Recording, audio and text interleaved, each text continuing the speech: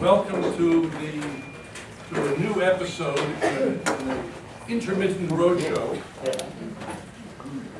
Bob and John book tour, which we make a point of regularly booking over here. Bob just said, same room, same table, same lunch. Same party cap. Same party cap. Anyhow, it is really a pleasure to have you.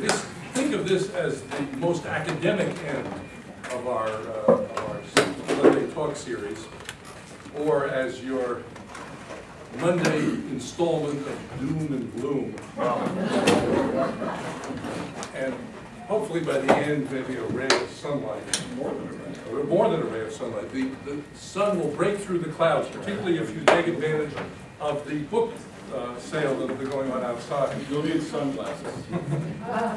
For it. So I doubt if much introduction is needed, but this one is Bob McChesney. This one is John Nichols. I hope I don't need to introduce them, but let me just say that Bob and I are old comrades in arms on various fights, some won, many not, but definitely going on, including for those of you who are familiar with it or potentially interested in it. Bob and I are co-founders of the Compass Initiative, which we are part of along with colleagues at the University of Pennsylvania and the University of Michigan to try and reinvigorate or reboot the focus on policy in the field of communication. And I see Russ here, at least, and others, as who are veterans of the Compass program, which is not only continuing, but I hope gaining momentum with the new initiative we have begun with the Social Science Research Council, and to try and build at the academic end some real focus on and hopefully interventions in precisely the kinds of critical and crucial issues that Bob and John will be addressing today. All right, do you want me to stand or So sit? do whatever you want. What do you I think? think you're being filmed, so stand Oh. is probably better. Did you make a rock video out of this? Yes. Said that doom and gloom thing's a good name. Okay, that's good. Well, thank you all for coming. Larry, dear friend, comrade, thanks for all you do here and elsewhere. We also have, of course, Marty Kaplan, who I've been stealing work from liberally, including in this book. I do cite you, as you know, but your work is absolutely essential for anyone who's working on money and politics, money and media and politics. The path goes through Marty Kaplan's work. It's really great. Thank you so much. Yeah, that's an applause line. Yeah, that's right. Marty Kaplan. And then we had a bunch of the grad students here, which is a treat. And then I see John Wiener is here. I don't know how many of you are familiar with him, one of the great historians. Also a radio host locally at KBFK. Your show. When does it air? Wednesday at 4 o'clock, Wednesday at 4. radio powered by the people. And you've done the work with John Lennon, of course, and written foundation on all this. It's an honor to have you in the audience as well. Thank you all for coming. I'll try to be short and sweet. For sure, professor means I'll struggle to get done. Finish sometime today. Sometime today, yeah. I hope Cindy's sleeping back here. So what do we mean by dollarocracy? Well, the name, I think, is fairly self-evident. It's as opposed to democracy. Instead of having the rule of the people, the demos, we have the rule of money, the rule of dollars. $1, one vote, rather than one person, one vote. Those with lots of dollars have lots of power politically. Those with no dollars or $2 have absolutely no power politically. And we think as a shorthand, that's not a very inaccurate way to understand our political system. In the last year, 2 major studies were published by Princeton University Press, one by Marty Gillens, another one by a team of scholars, political scientists, and they both independently reached the identical conclusion, which if you look at the government of the United States, specifically the Congress, but it applies to the entirety of the federal government, the opinions, values, concerns of the overwhelming majority of the American people have no effect whatsoever on the decisions that are made by the government. They're made by the money. You want to understand how decisions are made in American government today, by the Congress, by the elected body. You follow the money. And ironically, or coincidentally, that term 1% applies very much if you want to understand how the U.S. government works. When we were in Washington a month ago, we were at the book release party at George Washington University, and the gentleman who wrote the foreword to our book, U.S. Senator Bernie Sanders, was gracious enough to introduce us and say a few words about the book. And Sanders has now been in the U.S. Senate 7 years. Before that, he served 8 terms in the U.S. House of Representatives. So he knows a little bit about how Washington, D.C. works. And Senator Sanders said, I can state without condition that nothing can get through the U.S. Congress that is opposed by Wall Street or corporate America. Nothing. It's just unequivocal. This is dollarocracy. This is how the system works. I mean, everyone knows this. The survey showed us. We go through the work in the book. Americans get it. They understand the corruption of the system. One of the surveys that I thought was most interesting is nearly half of Americans think we would have a better Congress if we just drew names out of a hat. And that's, I used to be a laugh line, but now people go, might be that save $10 billion. The problem with dollarocracy is that it has immense consequences. It's the defining issue, in our view, of everyone in this room, especially any young person. And until it's resolved favorably, the problems we have will grow more severe. I mean, the immediate thing you see with dollarocracy is the corruption of the governing process and the corruption of Washington, D.C. That's the immediate, most obvious thing. But and in the book, we go into the detail of how the system arose and what the benefits are. It also leads to tremendous amounts of economic inequality, as those with all the money rig the system so they get more of all the money, and less resources go at the bottom. And it leads to a staggering increase in poverty, which is one of the great stories of the United States of the last 40 years or 35 years. We've made tremendous gains in the first 70 years of the 20th century, reducing poverty in the United States.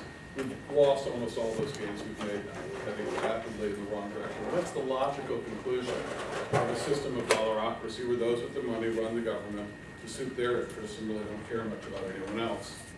And 2 other things that aren't talked about as much that are a consequence of dollarocracy, and I think should alarm everyone in the room. First of all, it leads to economic stagnation. Those atop the system really have no great interest in having good paying jobs for the entirety of the population. That is a very low priority. So it's not really in the range of legitimate policy debates about the economy. You look at all the debates, and this is something that makes Paul Krugman apoplectic in the New York Times every week. The idea that there's a comfort zone with having 14% of the population unemployed, having tremendous downward pressure on wages. This would be completely unacceptable in a bona fide democracy where actually the interests of the people are reflected in the policies of the government. Stagnation is permanent until we have a change in dollarocracy. There's nothing in this system that will lead us out of the current situation of downward pressure on wages, permanent long-term unemployment for an increasing percentage of the population. And then finally, something Stephen talked about less. Americans say, well, no matter how bad the government is, no matter how flawed it is, how corrupt it is, we'll always have our freedoms. We can always say what we want, we can do what we want, we can gather where we want, we will still have our First Amendment. That is sacrosanct. That is the one thing we can always bank on in America. Well, unfortunately, that's naive. We have our political freedoms to the extent we have a vibrant democracy. You cannot have a sham democracy and have real, genuine political freedoms that threaten people in power. That's what real freedoms are, political freedoms. And we're already seeing now in the United States in the last few years, developments that would have been astonishing a generation ago. I'm sure some of you are familiar with the fact that the Committee to Protect Journalists issued a report on the status of journalism in the United States just last week, I think it was last week, written by Len Downing from formerly the Washington Post. And basically it's the first time they've ever done a report on harassment of journalists in the United States. And it's become such a problem that journalists being harassed trying to cover the government and the government's relationship both with national security and corporate interests, that they got to issue a report on it. They found that both administrations, Obama and before that Bush, are complicit in a real direct attack on the ability of journalists to do their traditional work to inform citizens of what governments do. That's what happens under dollarocracy. The freedoms we take for granted get chiseled away. They're on softer ground, and to the extent they ever threaten anyone in power, they have difficulty surviving. You'll still be allowed to have the right to dye your hair any color you want, or pierce yourself where you want. If that's your definition of freedom, don't worry, you're safe. But if your definition of freedom is getting 50,000 people in the street to protest unemployment or war, that freedom is very much in jeopardy when you lose democracy, when you go to dollarocracy. In this book, we look primarily at the corruption of the election system in the United States, and we try to do so by adding more to just the idea that there's a lot of money and it's depressing. And I think that the point of departure is to say that actually this country's history is one of great advances as well as defeats for popular forces against entrenched property interests. And the period from 1900 to 1970 was one where there were actually a great deal of victories that were won. That's my fact checker. You did it. It was Patti Smith singing "People Have the Power." That's right. People have the power, that's right. You know, what you saw took place in those 70 years. We saw, for example, the right to have trade unions and a labor union movement. We saw Social Security. We saw unemployment insurance. We saw Medicare. A number of things that made this a better country. Public education for working class people in many parts of the country is superior to anywhere else in the world. Higher education extended to broader section of the population than anywhere else in the world. All these things took place. Almost all of them required political organizing, political struggle. They were handed down by people on top. They were the result of great democratic victories that made this a better country. That meant by the end of the 1960s, we had 1/3 of the level of poverty we had in the 1920s. Those were great victories for this country. And I remember that. I was a teenager in 1970, and they did a survey of teenagers all over the world in 1970 about who was optimistic about their country's future. And American teenagers in 1970 finished in the top 3, along with Israel and Chile. Chile dropped out of that like 3 years later. 1970, it was in the top 3. But I remember how optimistic I was then. I mean, we had a war in Vietnam, we had racism, we had militarism, we had all sorts of dreadful issues. But as part of that generation, you felt like history was behind you. The winds of history were at your sails, and that America had the ability and capacity to actually change for the better. It was an optimistic period. And it was also a period in which it looked like what had been taking place in the previous 7 years would accelerate. And we'd actually see this country go to a much different, much better place and be the leader of the world in the best sense of the term, not in the military sense of the term. But not everyone was optimistic in 1970. One group of people in this country were decidedly pessimistic, and that was the corporate community, the business community, who looked at the American landscape of 1970 and they saw a world in which the most revered and respected person in the country was Ralph Nader, across the political spectrum. Ralph Nader was the idea that individuals, young people, the highest service they could do would be to serve their fellow human, not just to line their own pockets. Ralph Nader said that people could come together, organize, and have the government do something good on behalf of the species and solve problems, not just be part of the problem, but be the solution to problems. Ralph Nader, who was public enemy #1 to corporate America at that time.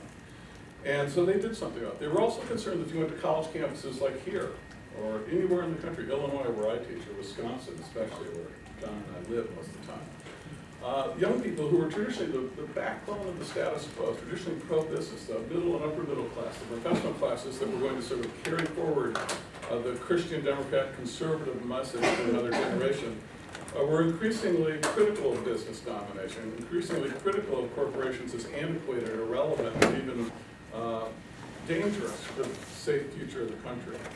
So the business community in the early 1970s decided we've got to do something about it. We chronicle a number of the efforts in the book, but one I'll talk about briefly right now, we put the most energy on, was the effort by the U.S. Chamber of Commerce, which is not a government agency, but is in fact a trade association of the largest companies in the country.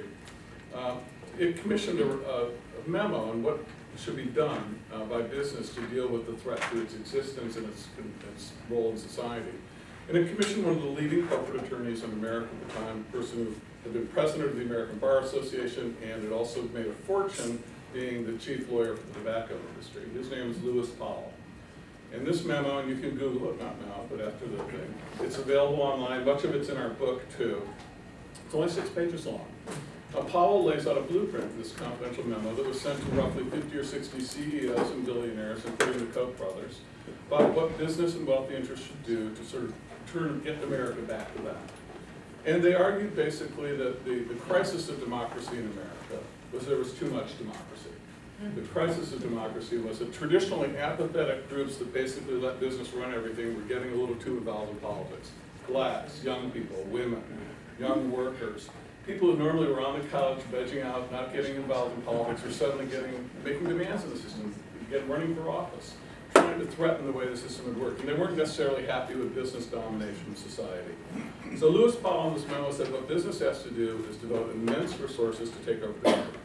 He was blunt about it. It's only 6 pages. He didn't have time to waste words. It's like a poem. It's not a novel. Business has to basically devote immense resources to take charge of the government. So that no matter who wins an election, business always wins. So it wasn't just about pushing the Republican Party way off the rails as it's gone.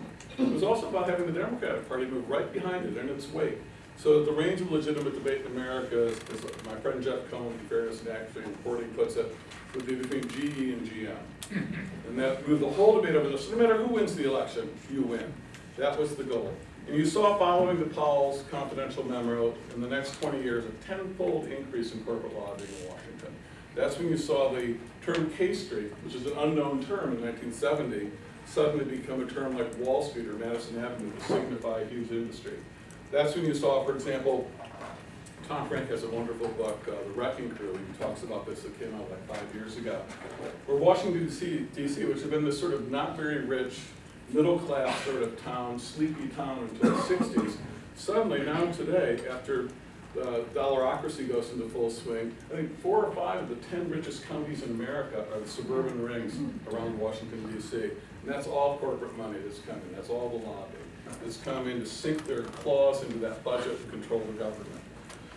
And this book, this memo got spread, discussed intensively, heatedly, right away, in that he calls for setting up groups like Heritage, Cato, and AIE to win the ideological warfare on campus, in the media. He also says it's crucial that we get a new brand of judge on the courts. He said, we've had these seemingly pro-business presidents like Eisenhower and Nixon, and we're getting people on the courts like Earl Warren and Harry Blackmun. Guys who wants to get on the court, go rogue. They read the Bill of Rights, they got a lifetime appointment, so they get carried away with this freedom thing and extending democracy. And he said, what we need is to get people on the courts that they will always be on our side, they'll always understand business first no matter what. So they started something as a result of this called Federal Society, sort of a training ground for future judges. And almost all the Republican appointees have come through the Federal Society subsequently. And as fate would have it, 2 months after this memo was written and confidentially distributed and people were swinging into action, there was an opening on the U.S. Supreme Court. And guess who Richard Nixon appointed? Lewis Powell, author of the memo. And he sailed through as a moderate Republican, that's what he was called, much respect. In those days, being a moderate Southerner meant you were a white guy who wasn't a member of the Klan. So he sailed right through.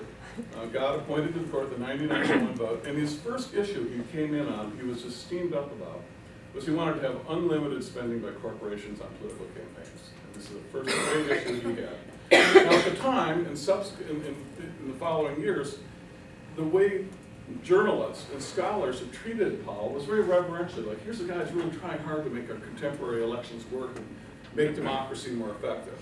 But once you read the Powell memo, you know, he's trying to make sure democracy won't be effective. He's doing everything in his power to reduce the power of the vote and increase the power of those with property. That's the whole mission he had behind him. Now, he was unsuccessful in his effort to have unlimited spending by billionaires or corporations on campaigns. He was opposed, interestingly enough, by Chief Justice William Rehnquist, who didn't believe corporations were people and was uncomfortable with the idea of the Supreme Court taking over the job of being election monitor of the country, since that had been something the Supreme Court had avoided throughout its history until 1976. But when Rehnquist finally left the court, Lewis Powell's dream person took over the court, John Roberts. And John Roberts had the opinion for Citizens United we chronicled in the book, basically written before he took the job. It was in the top drawer of his desk. He was just waiting for a case to come along he could use on it. Likewise with the voting rights decision this summer. That was the other decision you can count on. He had in the top of his desk and ready to unveil when that case came before him, was waiting for a case to do it with. And John Roberts, of course, in Citizens United, said there could be unlimited spending by corporations, by wealthy individuals, and by labor unions. Now, some younger people in the room asked some of us what labor unions are. They were these things we used to have back before the Powell memo. That was the other thing the Powell memo said, we got to get rid of these labor unions, they're getting in our way. And they pretty much succeeded in that too. But the catch was, of course, in Citizens United, that technically that money could not go directly to a candidate. It could only go to a third-party group that was unaffiliated officially with the campaign, which became sort of a joke because there was no enforcement mechanism then, and there's certainly none now. So while it couldn't formally be connected, it was informally connected. And everyone knows that, and everyone knew that at the time. What we've had since then is an explosion in spending on campaigns. And we chronicled this in the book. And one of the things that's striking is there's no data that's kept that's really reliable on how much is actually spent, especially after Citizens United. I mean, we discovered there's a labyrinth of Cayman Island money trails you have to go through now to find out some of this money that's being spent. And we came up with a figure that in the last election we spent roughly $10.3 billion. And it goes up when we get new data that comes out. $10.3 billion on national elections, state and local elections in the United States. Roughly double what was spent in 2008, roughly 10 times what was spent a generation ago, even allowing for inflation. And to put this into context, Germany just held a national election, what was it, a month ago, 3 weeks. And Germany's a big country, 80-some million people, the richest economy in Europe, major democracy in the world. And they just re-elected their Christian Democratic government. And what did they spend on their election? Germany spent, if you go through and look at all the money that's spent by parties, politicians, interest groups, the works, per voter for every dollar that was spent in Germany on their national election this year, the United States in 2012, on just its congressional and presidential race, our national election, spent $32. We outspent Germany 32-1 per voter in our elections. And as we looked at other countries that have had recent elections, Norway, Canada, Britain, it's the same, similar ratio to that, wherever you go. At the low end, it's 10-1, the high end in the 30s-1. We're completely outspent everyone in the world. Now think about that. Imagine we outspent Germany 32-1 elementary school education. The comparison. What would American schools for first graders look like if we outspent what Germany spends, $32 every dollar they spend in Germany? Well, a class would be like one teacher, 4 students, 4 assistant teachers, a math teacher, an art teacher, a music teacher, a gym teacher, a personal trainer, a masseuse, a cook, a sous chef. It would be absurd. Every kid in America would get an education Bill Gates' kids don't get. We would have the greatest education system known to the history of the human race, unquestionably. It might be a waste of resources, but you get the idea. What happens when you outspend a country 32-1 in elections? You get the most amazing democracy known in the history of the world. Yeah, it's a rhetorical question. You find out that more money is more bogus in elections. And it's more bogus for a lot of reasons, but I'll give you a couple of them. First of all, this is where the Citizens United decision was fundamentally flawed. There's a huge difference between me or any of you giving $50 or $100 or even $500 to a candidate because you sort of believe in a candidate, and there is between someone like Shelley Allison dropping $200 million in a variety of candidates. And we'll get more into Shelley in a second. There's a big difference there. And the difference is that, I'm not expecting a change in the tax code for me. I'm not looking at it for like I'm going to get a contract. Because I actually believe in public issues. I'm being involved as a citizen. That's why you do it. And until the 1970s, the whole focus of American election campaign reform was to try to empower working class people to be able to give small contributions to be the base of support for all candidates. That was the Democratic route they wanted. But there's a big difference between that and the people unleashed by Citizens United. And again, when we're talking about Citizens United, we're talking about people who are unhappy pre-2010 with what they could give. They were unhappy to only be able to give a few $100,000 to a variety of races per year, maybe. So we're talking about maybe the top 1/1000th of 1% of the population whose income is going to be dropping $10 or $20 million on an election, or $5 million. So they don't look at spending money the same way we do. They have a different attitude. And it's very hard to track this down oftentimes because the people who spend this money don't like to brag about it. They try to keep it quiet, on the down low. They don't want to say, look at me, I just bought this election. But fortunately for us, there are some hot dogs out there, one in particular, who sort of shed some light on it for us, and that is the aforementioned Shelley Allison of Las Vegas, Nevada.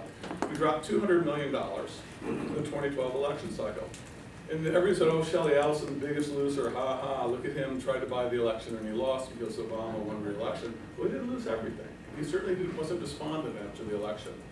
In an interview, one of the things he won, for example, his funding was crucial in preventing the constitutional referendum being passed in Michigan that would have protected collective bargaining from being overthrown by the Michigan legislature, which it was after the election. And he threw a couple $1 million in at the last second to a flood of negative ads, and that was regarded as crucial in defeating that referendum. But Shelley Allison, after the election, had an interview, I think it was with the Washington Post, somewhere in Washington. And because he was in Washington doing a victory lap around the Republican office building and having everyone kiss his ring. And he said, and I'm paraphrasing, said, look, they asked him, why do you give all this money? He says, I'm for socialized medicine. I'm from Israel, I'm a big fan of Israel. They got it there, I think socialized medicine's great. I'm for a woman's right to choose. I believe in gay marriage, in gay rights. I'm concerned about the environment. I think that we got a real problem with the environment. We got to do something about it. And the reporter said, what are you giving, what's going on? Let me explain, when I give money, I'm thinking about my commercial interests. I hate labor unions, I'm paraphrasing. I want to get rid of labor unions. I hate paying taxes. I want to get rid of taxes. I'm doing some fishy stuff in Asia with all my gambling casinos, you can imagine. I don't want a government that's going to pay much attention to them. And, I want a government that's going to sort of be, that's going to be on my side there. I'm worth 30 billion, I'd like to be worth 60 billion. I don't want to be worth 10 billion or in jail. It's an investment. That's what it is for you. That's what it is for these people at that level. It's an investment. It's part of doing business. It's to make money. It's not about doing good for anything. They might rationalize it, but that's what this money is. It's very different. Lots of money doesn't mean more civic engagement. It means less civic engagement. And then you look at where the money goes. And 60% of the money goes for TV political advertising, and 90% of that TV political advertising is negative. It's attack ads. It's difficult. Americans, Thomas Paine, at the beginning of Common Sense, which is the document that really inspired the American Revolution, and it's worth reading for only that reason. The first sentence is, a long habit of not thinking something wrong gives it the superficial appearance of being right. And when you think about our elections, and most Americans have only known this system, they think this is how democracy is done. You have all these asinine, noxious, negative ads, and you have the reporters who just report on these negative ads, and that's what democracy is. But in fact, it's exactly not what democracy is. It wasn't that way in this country before 1960 or 70. And it certainly is nowhere like that in other democracies. The reason why German elections cost so little is TV political ads are illegal there. You can't do them in Norway or Sweden or Britain, they're illegal. They are considered in countries like that to be to elections what germ warfare is to the rules of war. They violate the Geneva Convention of elections in most other democracies. And we make them the centerpiece of how we have elections and election information. So it is more money equals worse elections. And you see what we get. A much lower voter turnout compared to all those other countries that I just named. Radically lower voter turnout. And with negative advertising, it will continue to get lower and lower. I could go on and on about this, so let's conclude with one last point, which is that the other key point here is that the crisis of money in politics would not be so severe if we had great journalism. If we had tremendous news media that drew people into public life, that gave them information, that gave them a sense of where they fit in politically, that showed how ludicrous these ads were. These ads and that money would have much less influence. But we lack that journalism. And part of the story here, a crucial part of the story, is as the ads have gone up, commercial broadcasters' interest in covering campaigns and elections has disappeared. They've got a cash cow on one hand, there's no reason to do anything otherwise. And the general field of commercial journalism, political journalism, has disintegrated in the last 2 decades in America. The resources going to it have simply fallen to the floor. They're not coming back. In the new era of smart advertising, where advertisers no longer need to support content online, they're not going to be supporting journalism production, and we're not going to see any hope of journalism being a commercially viable undertaking in the visible future. And there's just no, so when people go to vote now, there's most of the races on the ballot, there's no coverage whatsoever. A person going to the polls would have no idea who the candidates were, what issues are, and even those races that are covered increasingly are just coverage of the campaign ads, coverage of polls, superficial, trivial, in a name. This is very much a media crisis, a news media crisis, a journalism crisis. And the solution to our election scandal, and the solution to Dollarocracy, at bottom, is about coming up with ways to create an independent, well-funded, competitive, vigorous press system that draws people into public life, gives them the power to be their governors of their own lives. Now, people hear me give this talk, and they say, oh, McChesney, you're always so gloomy. You get me depressed, man, with all this talk about how rich and powerful people run everything and how democracy's from short circuit. And I've never understood that. I believe in the adage, the truth will set you free. You've got to have an accurate diagnosis to actually solve the problem. And it's going to surprise you, perhaps, that I'm one of the most optimistic people, because in traveling around the country, I see that this system, which is way over here between GE and GM, is so disconnected from most Americans. This is not a right-wing country. This is not a reactionary country. It's a far more progressive country today than it's been in decades on a range of issues, including economics. We have the numbers on our side, and I think you should keep this in mind. I'm using we, and maybe inappropriately for some of you, but certainly for us. if you keep this in mind, there's a reason why the Roberts Court and the corporate community are obsessed with unleashing money in politics on one hand and make it easy to suppress the vote on the other. Because they know they can't win a fair election.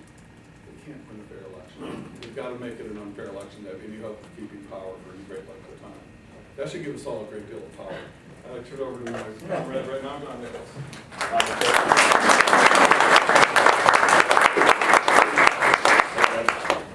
Get that water out of there. All right. Thank you very much. And thanks especially for coming out. We love a nice crowded room. One of the most interesting things about going across this country, and we are probably at about our, 35th, 40th stop, campuses, church basements, union halls, all kinds of groups, all kinds of settings. There's always a crowd. And that's the thing that gives us the hope. We actually firmly believe that everything we talk about can be dealt with. And that is a core American faith. Unfortunately, it's one that a lot of Americans have lost touch with. So what I'll talk about for a couple minutes here is how to kind of, what we see as a way out of all this. But I do want to echo Bob in saying how very, very pleased we are to be in a room with Marty Kaplan, who has been a guidepost that I used to do radio with long ago when he tried to become a media personality before retreating to academia. And John Wiener, who is still a radio personality and who I regularly do this show. He's just a terrific guy. Russ Newman, who we see as the embodiment of everything we try to accomplish. And I would also note that we had just a wonderful time before talking with some of the grad students here, and was very, very impressed by the level of research that they're doing, the things that they're looking at. It makes us very, very hopeful. So let's talk about what we did with this book. And Bob alluded to some of it, but the most startling thing about this 3-year project that Bob and I have been involved in is the extent to which power maintains its power in America based on the ignorance of everybody else. And ignorance is for power, ignorance is bliss. And let me emphasize what I'm talking about. When we started working on this project 3 years ago, we assumed that the easiest thing we would do is figure out how much money was spent. We thought, that's going to be a breeze. There's all these groups around the country that analyze it. There's academics that study this. We have a federal election commission. We've got everything in place. So what we're going to we'll at a certain point just kind of check in, get the dollar figure, and then we'll start to analyze it all, right? No, we were blown away. There's nobody in America who adds up what our politics costs. And so when we have an election cycle in this country, and the best way to understand an election cycle for a presidential election year is that it actually begins roughly on the election day of the previous presidential election, right? And then you kind of move through that whole 4-year arc. And Bob and I pretty much watched it the whole way through. But there's no place you go to get that number. It's not like that in other countries. Other countries actually meticulously figure out what is spent, who's spending it. It's analyzed by official independent agencies because they think it's important. You would want to know who is buying your government. In America, it's left sort of to float around. And so last October and last November, a group that we love, and it's the folks who do Open Secrets, they came out with a study that said the U.S. presidential election, the 2012 election, cost $6 billion. Now, $6 billion is an immense amount of money, at least to me. And so it cost $6 billion, and this was a headline in the newspapers, and it was a headline on TV talked about it. Oh, a $6 billion campaign. And you know what they said? They said an interesting thing. They said, well, previous campaigns have cost, in the range of $4 up to $5 billion, so this one isn't that expensive. Maybe Citizens United didn't really unleash a lot of money. Maybe, it turns out, maybe things aren't as bad as we thought. And they also said, an interesting thing, said, well, Mitt Romney, he spent a fortune, but he lost and Barack Obama won, so maybe money in politics doesn't mean that much. Well, there's just a little subtlety to this. First off, when you add up all the money that Mitt Romney and all the groups that back him spent versus Barack Obama and all the groups that back him spent, you come out to about $1.3 billion on one side, $1.2 billion on the other. So the reality is, big money beat big money. That's the first thing to understand. Our politics isn't about the little, scrappy little guy beating the big guy. Our politics is about the well-funded big guy versus the other well-funded big guy who says stuff about 47% and beats himself. But here's the interesting thing. That $6 billion figure was for federal elections, for the presidency and congressional elections. And it wasn't even complete, as the wonderful folks at Open Secrets will tell you, that they couldn't figure out a lot of it because there's dark money. Dark money is how you slide things through. You actually claim that you're doing charitable work, right? So you imagine like Mother Teresa going around feeding the poor or buying elections. And so they set up these dark money operations which are virtually unaccountable and very, very hard to track. They actually have structures in place where when you move money from one account to another, right? Take money in from one way, move it to another, you end up in a situation where you don't have to report what you spent till roughly a year after the election. Now the Supreme Court said in Citizens United ruling, the one thing that's going to protect us is transparency. Unfortunately, transparency after the election is not all that useful in determining who's buying the election. And so what you begin to find out is, we don't know what's being spent. And so Bob and I had to create a whole structure to figure out where the money was coming from, what all was happening. What happened at the end of it, by going through state by state and literally going into communities around this country, because remember, we don't just elect a president. We elect a Congress, we elect governors, we elect state officials, we elect local officials, we have referendums that really matter. Anybody in California knows about initiatives. We have judicial elections that really matter. When we pulled it all together, that's where we got that $10.3 billion figure. Almost, not quite, and I understand that I'm pretty good at math, but almost twice what was in all the headlines. So instead of roughly $6 billion, we're at 10.3 and growing. And that took us a good part of the year to do. Now it's troubling that we had to do it, because it shouldn't be that way. We should at the end of a cycle know where the money came from, who put it there, what it was spent on. We don't. But then here's the interesting thing. As we pulled all that money, as we pulled all that together, it caused us to go back to some core questions.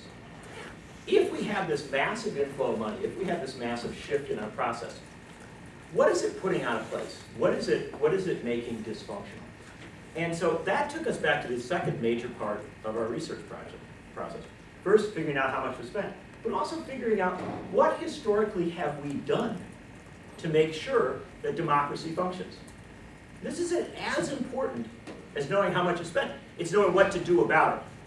And the important thing to understand about the American experiment is that at the start of this country, 230 years ago, when we created a constitution in this country, most people couldn't vote. Vast majority of Americans, in this room, the overwhelming majority of you could not vote, right? Because first off, we only let white guys vote.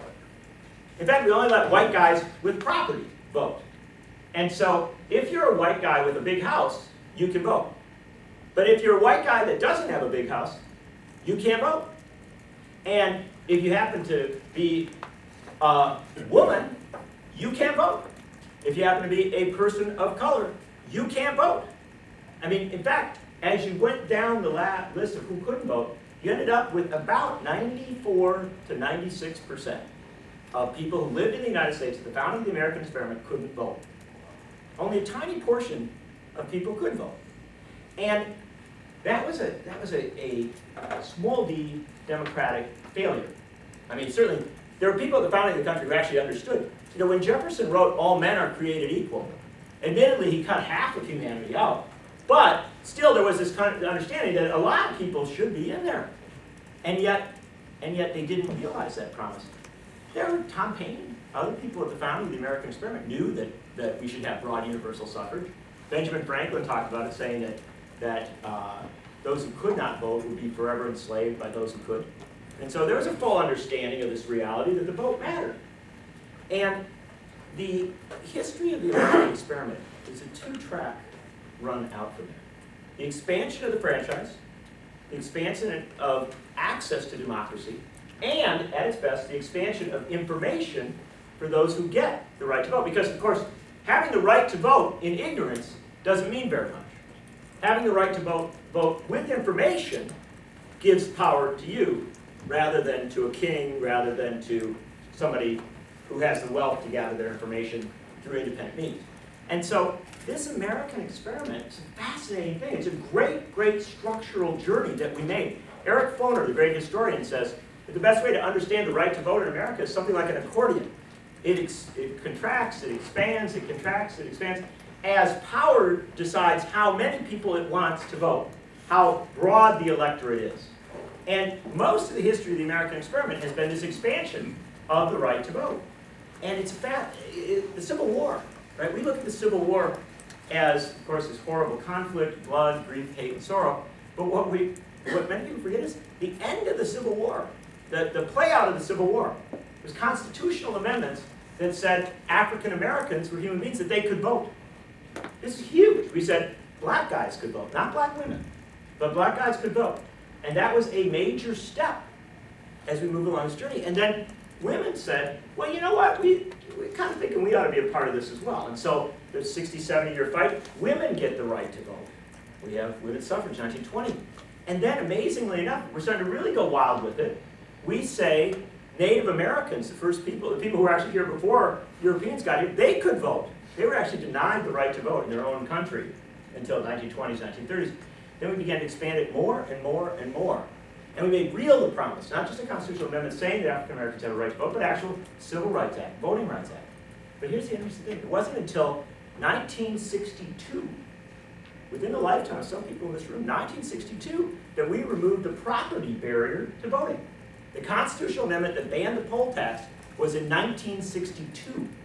So up to that point, you had structural barriers in place to people that were not wealthy voting. And then, as we went through the 1960s, we end up with this remarkable decision that young people who we send to die in wars ought to maybe have some say on whether we go into those wars. And so we expand the franchise to 18 to 21-year-olds. It's an amazing thing. We're actually getting to the point where we have a broad mass electorate and the broad potential for participation. It's at that point, interesting, that's where Bob started talking about the Powell memo and things of that nature. But it was also at that point that the parallel track starts to fall apart. Because remember I said that it's expansion of the franchise and expansion of information, right? Well, the interesting thing is that founding this country, we didn't have advertising-driven media. We had media that was sustained by massive postal subsidies. We made sure that weekly newspapers could go wherever they wanted to go at a very, very low rate. The government was actually effectively the circulation director for newspapers. Because you didn't have lots of, there was no Volvo then. There wasn't Coca-Cola buying ads. You were driven by, you were sustained by a government subsidy. As that gave way to advertising in the late 19th, early 20th century, you start to see advertising begin to fill the void. The subsidy becomes less relevant, and you begin to see the development of mass media in a way that we begin to understand it today. Advertising sustained media. This is initially newspapers, then television, radio, all these other vehicles, for about 100 years. But advertising has left the field. Interestingly enough, right around the time that we get mass franchise, advertising starts to figure out it can go elsewhere. Newspapers have been in decline, not since the internet came along, but well before the internet arrived. You began to see this ticking down of newspaper circulation. And at the same time, you start to see the consolidation of newspaper ownership. You see the consolidation of radio and television ownership. Once we had great controls to make sure that you didn't have a one-size-fits-all media in every town. Chipping away at that, chipping away at that, chipping away at that.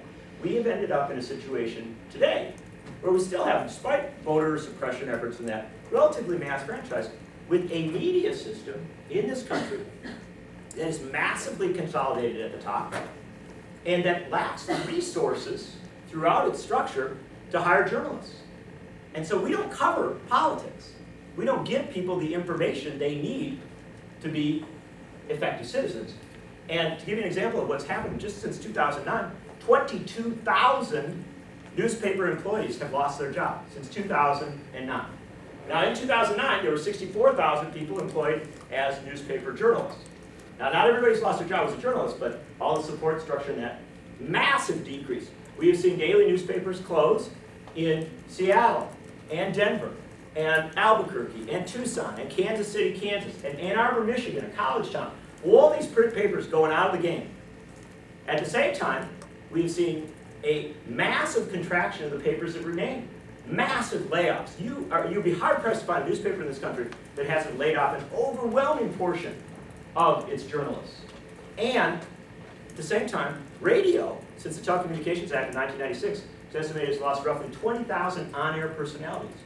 As we begin to allow massive consolidation in radio, we end up in a situation where you're syndicated across the country, and instead of having all sorts of local newscasters, all sorts of local reporters, all sorts of local commentators, you have Rush Limbaugh from Maine to California, right? And we understand the reality of what we're looking at, but the end result is that we begin to get a one-size-fits-all media that doesn't give us much beneath it as regards information. So, understanding our parallel tracks here. By the way, just to finish that, local TV news still the primary source of information for voters about elections. That's partially because voters tend to be older and they tend to watch that local evening news. Local evening news, as we detail in the book, right? You know what they did in the last election cycle? They actually cut minutes off the newscast in battleground states, in the most competitive states, so they could fit more ads around it. So they said, you know, we got a really rich election here. It's an incredible moment. Everybody's engaged with this thing. So let's give them less information so that they can watch ads. And of course, that's the answer to what's happened. That information gap that has been developed is filled by these billions of dollars of negative ads.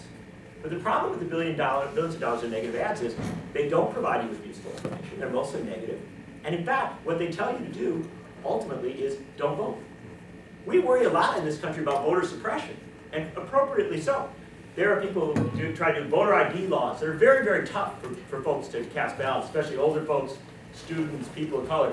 We have efforts to make barriers to when you can vote. We have seen all sorts of structural things that we complain about a lot. The US Supreme Court, same court that gave you the Citizens United ruling, also came in with a ruling that undermined the Voting Rights Act. And we talk about this a lot, but what we don't talk about is the reality that negative ads are the ultimate voter suppression. Negative ads tell you that even though you've decided to vote for one person, you would never vote for the other candidate. The person you've decided to vote for is evil. The person you've decided to vote for is like the worst thing you've ever encountered. The devil incarnate. And so you're like, whoa, okay, I get it. They're all bad. And you know how effectively it works? In Norway, where they banned negative ads, they just don't have them. And by the way, a country that Economist magazine, Freedom House, and others ranks as one of the most free and democratic countries in the world, much more than the US. In Norway, they get an 82% turnout in elections.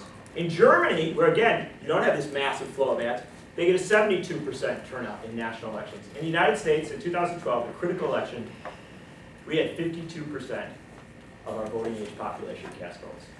We have expanded the franchise out, but then created a situation where the information for those voters comes not from news and journalism, but from negative ads, and we have pushed that turnout down, down, down.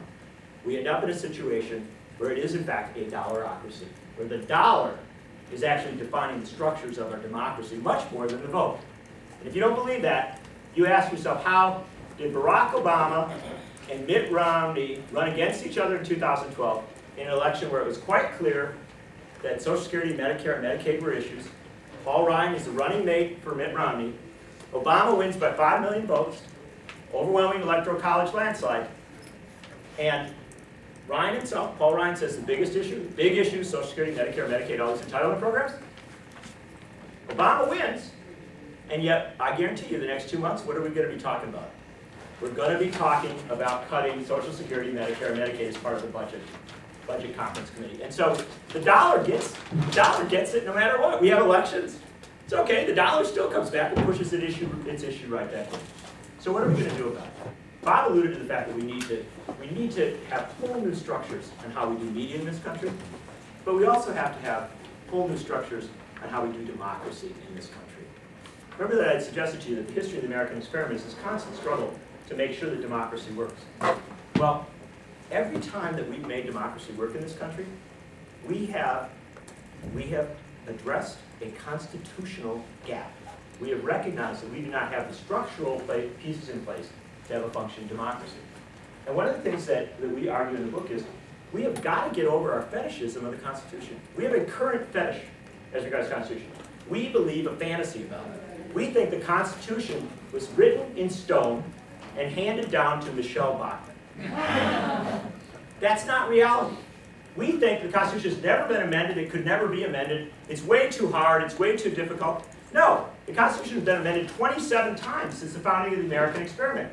It was amended 10 times by the founders themselves in the first 4 years. And then, about 15 years later, they amended it again after the vice president shot the Secretary of the Treasury, and they decided we need a new way to elect vice presidents. The fact of the matter is we've amended this Constitution all over the place in this country. We do it all the time, and we have to recognize that the only way we get out of the corner that we're in is democracy amendments to our Constitution.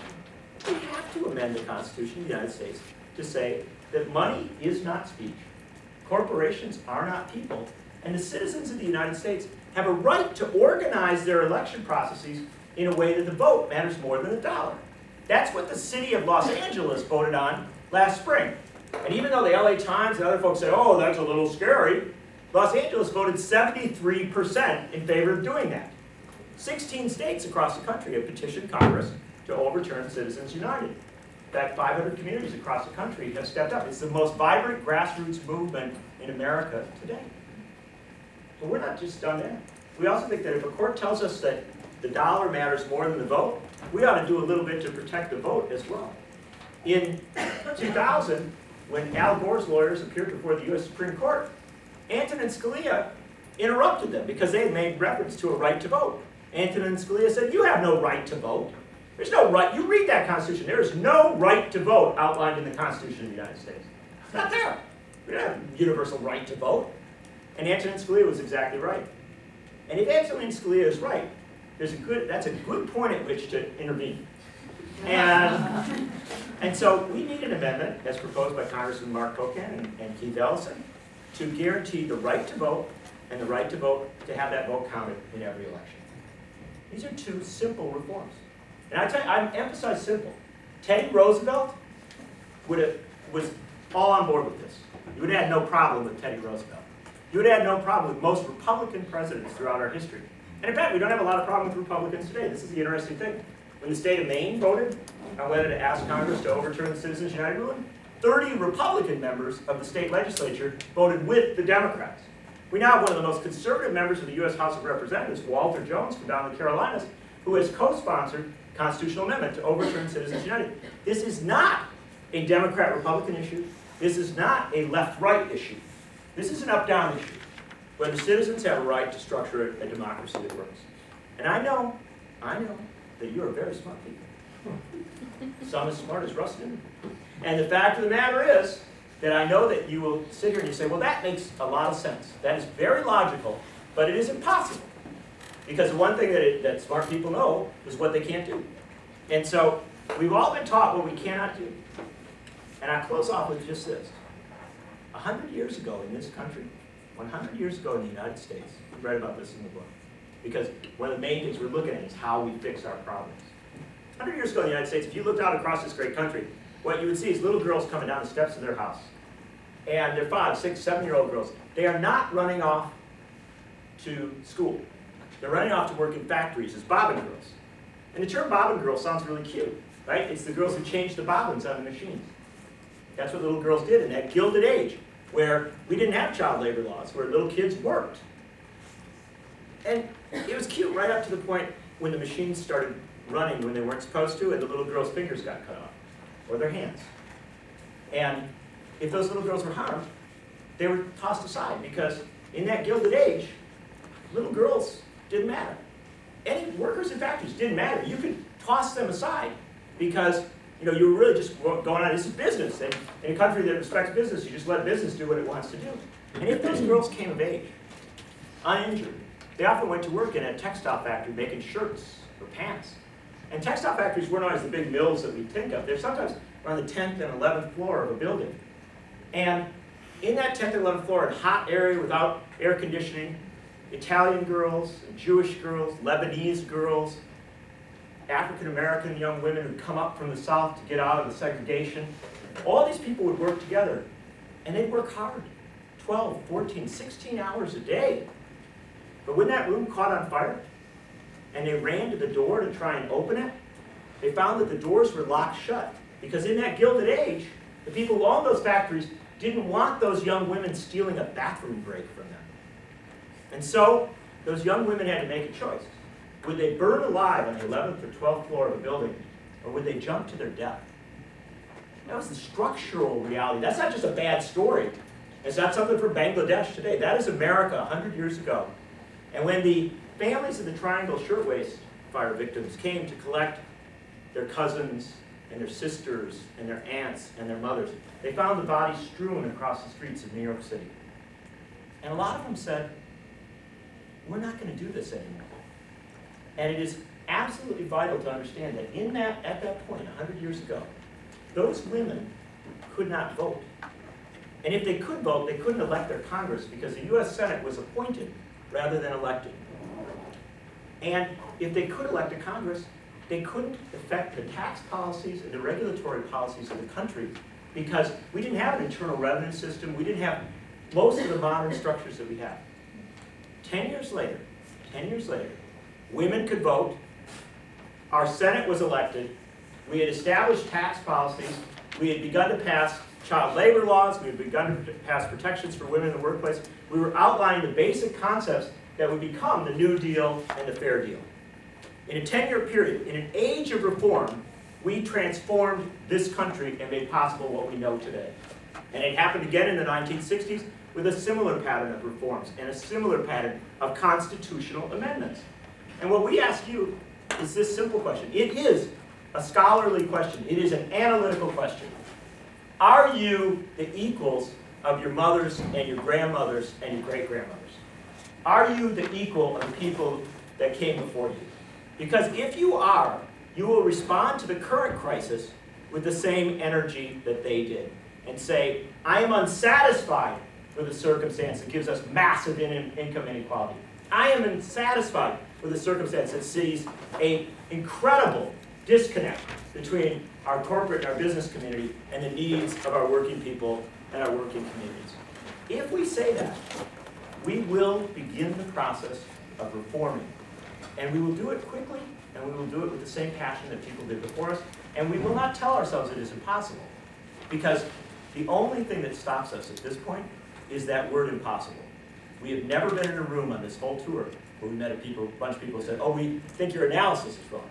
Oh, we think your ideas are wrong. We've just met people who say, I'm not sure we can pull it off. Well, if we stop saying I'm not sure we can pull it off, we can start looking at having the country we want to have. Thank you very much.